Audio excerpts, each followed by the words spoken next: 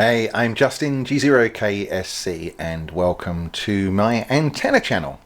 So it's not been as long as the previous one. I think it's just a week or so rather than 2 years. So hopefully this is going to be a really interesting one for you, and we're going to continue in that vein going forward. So what have I got for you today? Well, this last week we have had some excellent conditions on 6 meters. And for me, being in Europe and in particular the UK, I'm looking towards Asia Pac in the mornings and towards North America in the afternoons. And one of the days earlier in the week, what was it, the 11th I think it was, so it may be just into last week now, but anyway, I had my own, it seems, my own opening into North America. It started with just watching the FT8 screen whilst I'm doing my work, etc. And it was full of US call signs at very strong strengths. So I decided to go down onto the SSB portion and had my own pileup. So I'm going to show that to you in a moment. But more important than that, I'm also going to share with you the design which I used for that particular set of conversations. So just to give you a bit of a heads up, the display which you're seeing now, innovantennas.com, is my own company. I design and build the antennas in conjunction with Wemo in Germany, who produce a majority and lion's share of those antennas for us. Now, I also have, and some of you may have seen, the G0KSC.co.uk channel. And this one is quite old now, and the designs on here date back to 2012, 2011, some before and some after. But these designs, they are free to build for anybody to use, and non-commercial use of course, but they are some of my early work. Now, some designs that you'll see around from other manufacturers that are LFAs, they will be adaptations from this site. So some of the earlier designs, the only latest designs commercially come from Innovantennas. Now there's a couple of reasons for mentioning that. What I'm going to do on YouTube, and YouTube exclusively, is to provide you with some of the very latest designs that you can self-build yourself. And on the G0KSC channel, website, I'm going to give you the drawings to be able to produce those antennas as well. So again, exclusively to YouTube, I'm going to give you some of the latest designs that you can build yourself with the drawings and all of the data. And if there's any questions or you know, things that you're not sure about whatsoever, post them in the comments below and I'll answer them on here. The reason for doing that rather than contacting me directly is that quite often people have the same questions and doubts, and that allows me to address those all fully below in the comments in order that everybody can see those as well. Now before we go on, I also want to mention, I should say, I'm going to have to slow down, I think it's too much coffee first thing in the morning, mention Moonraker online. The reason I'm mentioning Moonraker is they are a channel sponsor. They've given me the time to be able to do some of these extra videos again and get back to it. And I'm also producing some content for Moonraker online on YouTube. So please do give them a look and a follow and see if you like some of that stuff there. One of the upcoming videos which I'm doing for Moonraker, I'm taking several of their 5/8 wave verticals for 10 meters, and I'm going to produce an adaptation unit or a small matching device to go on the base of those in order that they can be adapted for a half wave on 15 meters. So it won't be that it's dual band and you'll be able to use it at the same time, but you'll be able to swap from it being a 5/8 on 10 meters to a half wave end-fed on 15.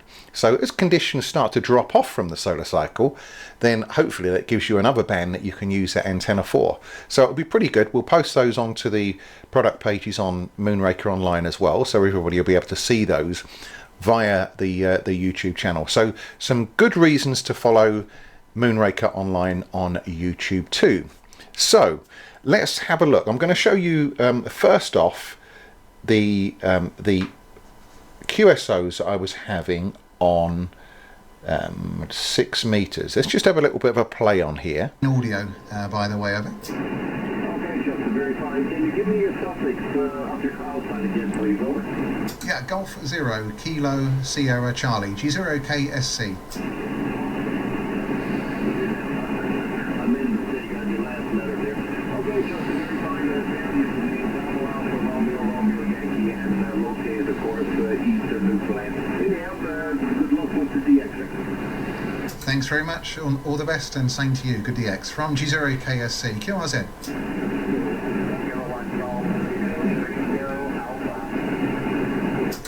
Okay, so you get the idea. The signals was up and down. It wasn't very stable, but I was able to work one after the other without any issues whatsoever. And when you looked either side, there was the occasional, you could see the occasional movement in the scope from another SSB signal, but it really wasn't very busy at all, and everybody was stuck on FT8. So what was it that I was using? It was a 5-element LFA Yagi. It's up at around 42 feet. That's with the tower lowered down. I don't bother to shift it up at all there. It works very well in that position. Now that is 4.3 meters long, so it's just a fraction over 14 feet for our brothers and sisters in the US. So it's very compact. But what I've done on this one, over and above what I've done on the previous ones in the site of G0KSC, for example, in those days I was using Stealth mounted elements. So the Stealth hydraulic hose clamps, which are insulators, are bolted to a metallic boom and hold the elements insulated above boom. Now the advantage and disadvantage of that is you need the additional insulators with bolts and a way of securing those to a boom, so that adds weight and also wind load. So of course for any given boom length, the boom has to be fairly substantially sized to ensure that it doesn't collapse under its own weight and get damaged in the wind, because it produces extra wind load and extra weight.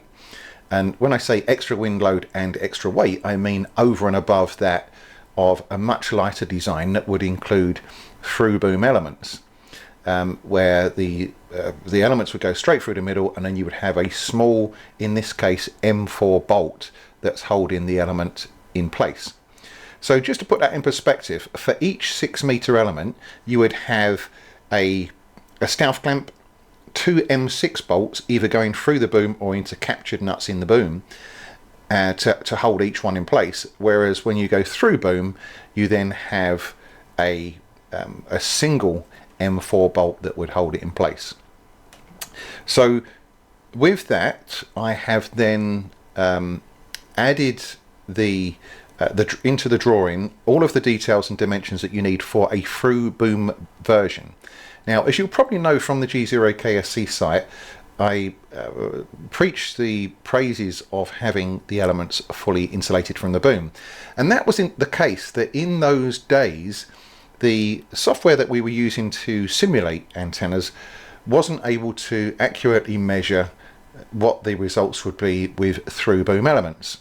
Now with the through boom elements, now what I've done in more recent times is I spent a rather large amount of money, in the order of 20,000 UK pounds, to lease the HFSS electronics desktop, or ANSYS electronics desktop, which includes HFSS, which allows the modelling of all aspects of the antenna, from the coax, elements through the boom, any insulators that might be involved, etc.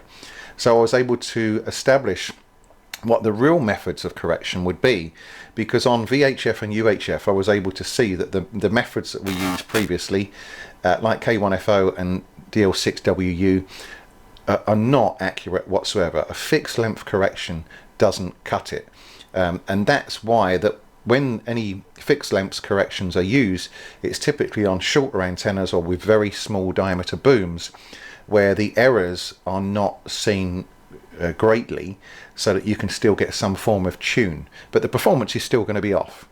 So What I'm going to do now, what I did do, if I've got this up, I can bring it to size. I'm just going to show you this drawing of this antenna and into the screen, if I can, as much as possible. This is now the link to this I've put in the details below. It's www.g0ksc.co.uk//5L-50-LFA, but the link is directly below here as well, so all of the details that you would need for that. So with this particular design, what I've done is I've been able to put it on just, these need to be straightened out, don't they? I've been able to put it onto just a 1 inch, oh, and that's shifted that out. I'll leave that alone and sort that out later.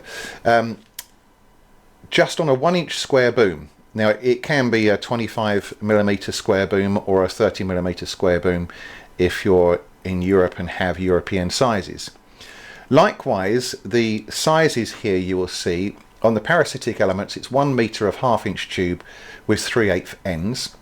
On the dipole, it's 5/8, 1/2 inch and 3/8. Now you can, on an antenna on this frequency, directly swap those to the metric equivalents, and it will make virtually no difference whatsoever. The reason for that is 5/8 equates to 16mm very closely. It's 15.88mm, so 0.1 of a millimeter, which is already tiny difference in those two. For 1/2 inch tube, that's 12.7mm opposed to 13mm, so 0.3 of a millimeter difference. And then the only one that makes the bigger difference is the 3/8 inch, which is 9.525mm, so almost 1/2 mil off in that. But of course you're talking about a millimeter is tiny, so 1/2 millimeter at most, it makes virtually no difference whatsoever.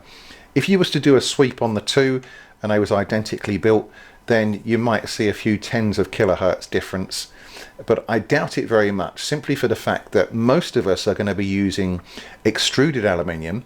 Extruded aluminium, when it's produced at the mill, is effectively pulled through the die, and depending on slight variations in temperature, etc., etc., the dipole means that there is an adjustable tolerance. So sometimes a 13mm tube could be 12.9 or 12.8 millimeters, and likewise a 1/2 inch tube could sometimes be 12.8 or 12.6 millimeters. It varies, so real world difference, it's not going to make anything at all. I've got a boom join position here of 2.5, and that's solely for the fact that here in the UK the square tubes are bought in 2.5 meter lengths. If you can do it in one solid piece without the join, that's fantastic. I use a round joiner inside the tube, which is 300mm long, and then either side of the boom join I just have one M5 bolt which bolts directly through the boom and through the joiner, and they're 50mm in from the ends. That's not particularly important how far away they are, but it's plenty enough to hold that in place and to ensure that everything's okay with that. Now the boom position is set back just back from halfway. In my experience, it's sort of 1 to 200mm off center towards the driven element is where the balance point would be on an antenna like this, just because of the slightly higher concentration of elements at the front end or the back end of the antenna, and also that you're going to be having a Balun and coax that's mounted on there as well, which shifts that bias in weight further back too. So the additional thing that I do here is I use an M6 stainless steel A4 stainless, which is marine grade stainless, single U-bolt to hold the antenna in place with a stainless saddle. Now I have these made in the UK, so that the U-bolt will go all the way through the boom, and then bolts on the back with spread washers, large diameter spread washers, and that mitigates the need to have a boom to mast plate, which would add a lot more weight and a lot more material. So that single U-bolt and saddle will hold it fine. In actual fact, it's that good when you do a lightweight antenna. One of the antennas which I'm going to show you in subsequent videos is a 30 element for 432, which is 8.2 meters long, so that's getting on for 29 feet. And that uses a tapered boom of 1 inch through to 3/4 inch at the ends, and it still uses just that single U-bolt. And I've had that on, that it's below this antenna, and I've had that up for 6 months or more, and up to 50-mile-an-hour winds, no issues whatsoever. Obviously you should point it into the wind, but I'll go over all the details on that. And because it's lightweight, it doesn't get affected by its own weight like some of the heavier ones can do. So that's that. We'll cover that on the in more detail in a while. I'm going to show you actually the performance stats for this as well. So this is the EasyNet file. That's how it looks.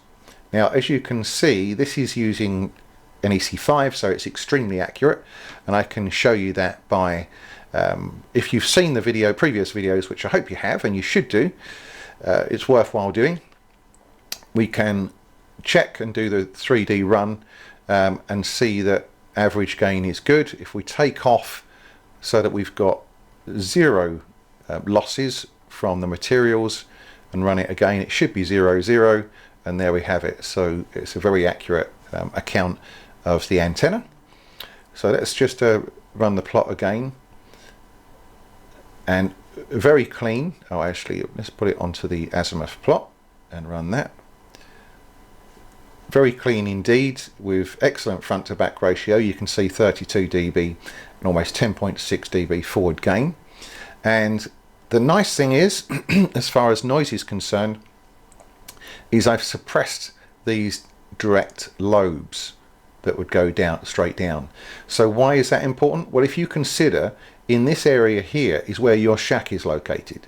So if you've got very large spike lobes, like some antennas do, that go directly down, that are only 5, 10, 15 dB down on your main forward lobe, then you're looking, or your antenna is looking at all the noise generated by your house and your shack almost equally as it is in a forward direction.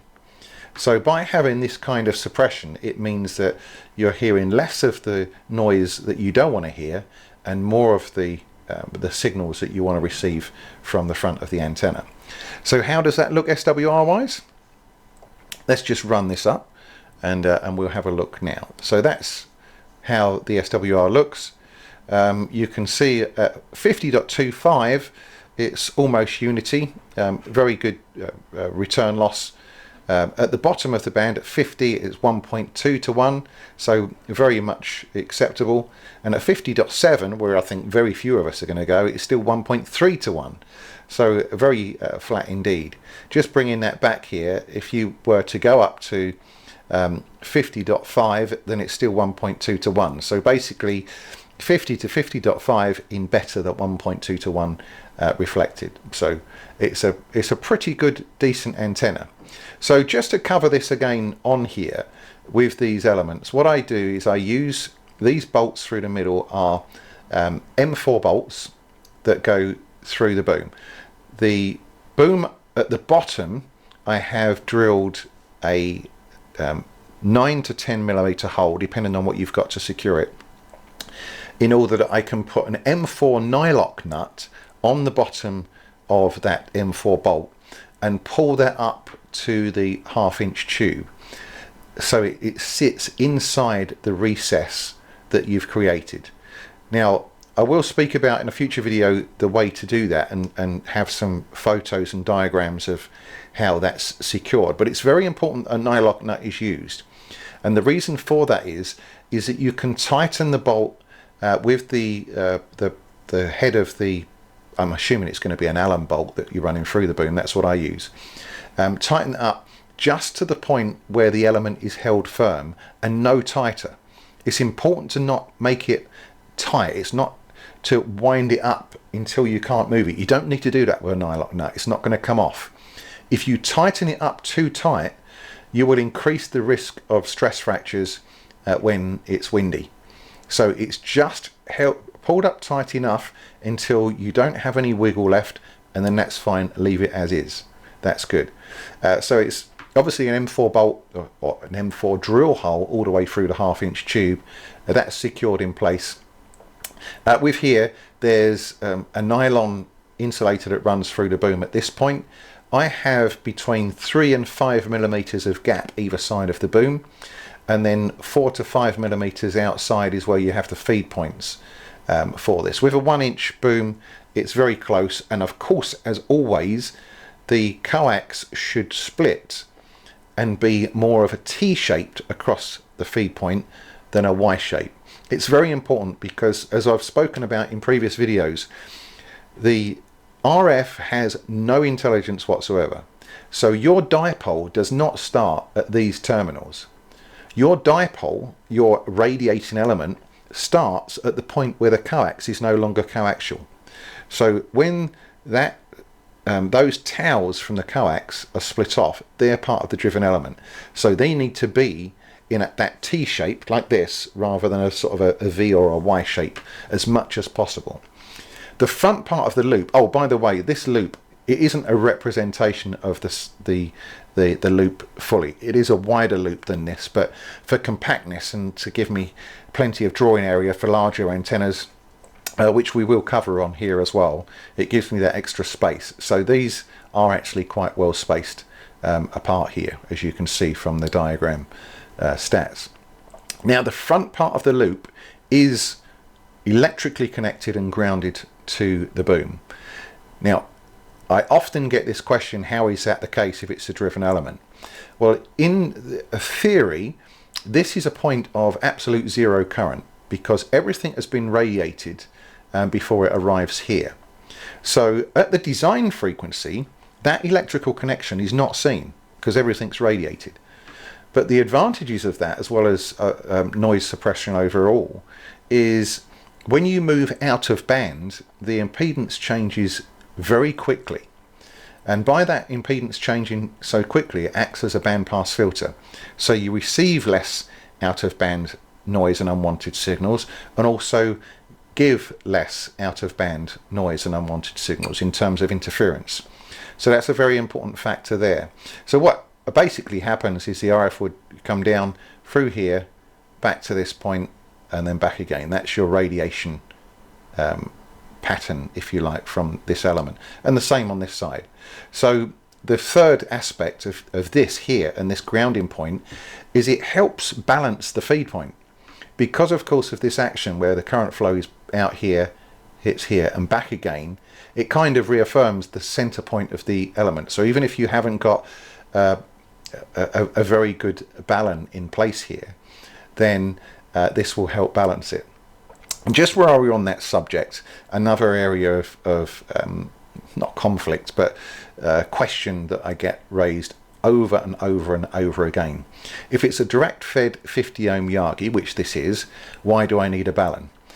Now this comes from the confusion as to if a Balun is a matching device or a balancing device. So let's just cover a couple of sentences on that. A Balun and its name comes from balanced to unbalanced transformer. So the BAL from balanced and the UN from unbalanced, making the Balun. So the Balun is to balance an unbalanced cable or feed line. Coax cable is an unbalanced feed line. These antennas and most Yagis are a balanced antenna. So you need that balanced to unbalanced transformer at the feed point. Otherwise, the outside of the coax will radiate. As we said earlier, there is no intelligence in RF. So when it comes back, it will go down the coax and radiate. And anything that's going down the coax and radiating that isn't on this element means that you're going to drastically impede not just the pattern, but also the performance of the antenna, because some of your RF, in part at least, is not being radiated in this driven element. Okay, so the importance of a Balun is a must, and we'll cover some of the issues with Baluns, because even commercially you see coiled coax Baluns pulled up against the boom, which is just horrendous. You know, a Balun and a coil or a choke relies on a current flow in and around the Balun or the coil itself, and if you pull one end or the side of that up against a metallic boom, you impede that flow, so the balun can't perform its function. It's simple. If you have a choke in an RF circuit or a coil, and you put some metal up against it, it won't start. The frequency in which it performs at and its performance will be greatly impeded. So you simply don't do it. So that's that. The second part that I was going to cover with you today is, and on the subject of baluns, a very simple balun to use that is extremely effective.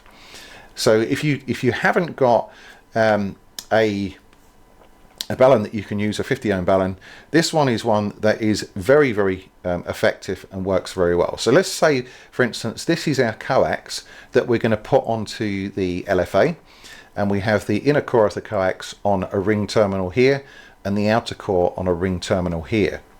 What you can do, and you can do this for any band, let's just make sure I've got this all together, is you can make a quarter wave stub. Now this will be taking into account the velocity factor. So you need to, if you can't measure the coax that you've got, use the company's or the manufacturer's specifications for calculating that. Now typically, I use RG174, I think it is, with the brown sleeving and the silver plated wire. Because it's very compact, it's a very thin cable, but has a fairly high power rating. It means that all of these connections and how they join together are much tighter, and there's no big gaps or issues there. So it just makes for a much better and cleaner feed point. So let's say, for instance, you had 6 meters and a quarter wave at the band that you're operating was exactly, well, actually let's use 4 meters for ease of working out. 4 meters, and you was exactly 4 meters, so a quarter wave was 1 meter. If the velocity factor was 0.7, then it would mean that you would times 0.7 by the 1 meter. It means that the actual physical distance between where this braid is making the coax and where the braid is making the coax here, so where the outer sleeve finishes and starts, is 0.7 of a meter long. Okay, so if the actual physical wavelength or quarter wavelength is 1 meter, the velocity factor of the coax is 0.7, then that's here to here needs to be 0.7 of a meter. If the velocity factor was 0.68, then this would be 0.68 of a meter. Okay, so it's a fairly easy calculation. If you've got, you don't understand that, again, comment below and I'll do a much more detailed video on explaining that. So what we do is at the end of the stub, we ground or solder the inner and outer core together. Now the final part of this, if you have a look at it, so if I bring this over, you can see on the stub I'm making the loop or ring terminal with the braid go to the hot side of the feed line, and the hot side of the stub is going to go to the braid on the feed line. And what would happen is I would put these, overlay these like this, and then bolt those to the feed point. What I would do, of course, is I would have this and this, or all of these terminals fully insulated. So typically I would use self-amalgamating tape on these to get those all covered up and well and truly insulated on both sides, and then once that's those are fully insulated, overlay them like that and bolt them at the feed point. So how does this work if that's a direct, you know, if you're connecting the inner core to the outer core and the outer core to the inner core, and this is grounded here? Well, basically it's operating like a hairpin. If you're using a hairpin match or anything, the length of the hairpin itself will be dependent on the impedance of the frequency, the impedance of the antenna that you're connecting it to at the frequency. So if it's 28 ohm, it would be a certain amount of length shorter than a quarter wave. Again, it's something else that we can go into in another video later on if everybody's interested in seeing that and explaining it. But if you can use a hairpin, which will help with, and it's kind of like the dipole scenario which I showed you just a few minutes ago on our where has it gone, on our diagram.